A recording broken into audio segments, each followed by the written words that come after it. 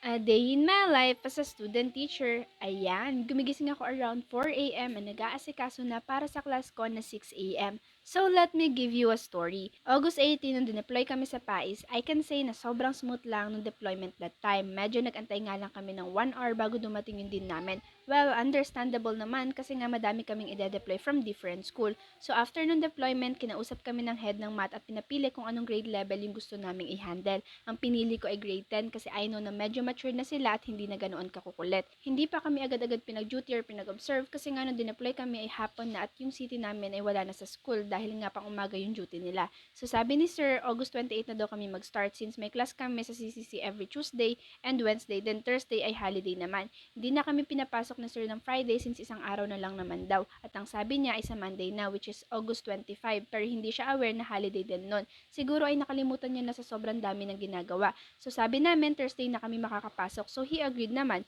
So August 28, pumasok kami. Mga around 7:30 a.m. nakarating ako sa PAIS. Medyo hassle pa nun kasi sobrang traffic sa Maya pa. After namin makarating ng school, ay pumunta na kami sa principal office para hanapin si Sir. After that, pinakilala kami sa mga city namin. Masasabi kong maayos at maganda naman yung pakikitungo ng first city ko sa akin. Ganoon din naman yung mga estudyante na na-handle or na-observe ko.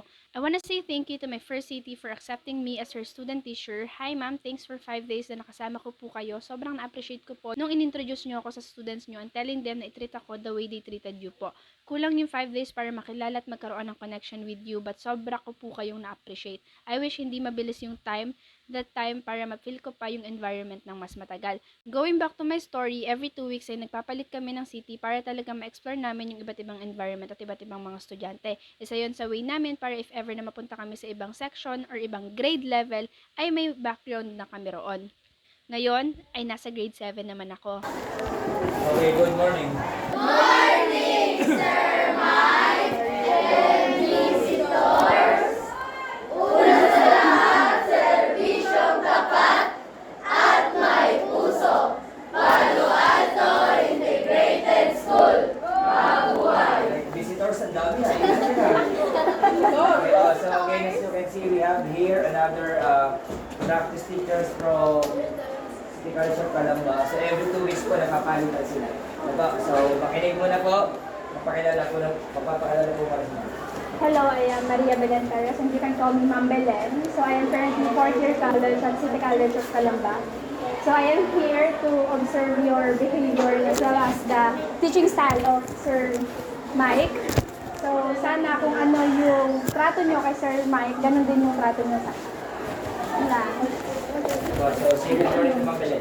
Good morning, Ma'am Belen. Una sa lahat, serbisyong tapat at may puso. Palo Alto Integrated School. Mabuhay! Tuwang-tuwa yung dalawa dito. Kasi Ma'am Belen, nangiting-ngiti.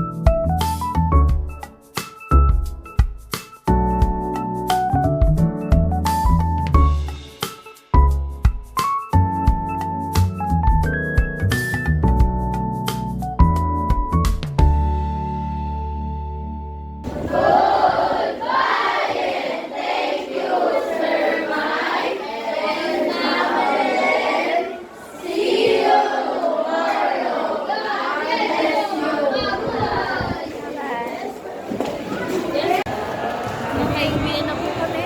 Yeah, uwi na. It's already 2 p.m. Yeah, it's 2 p.m. now.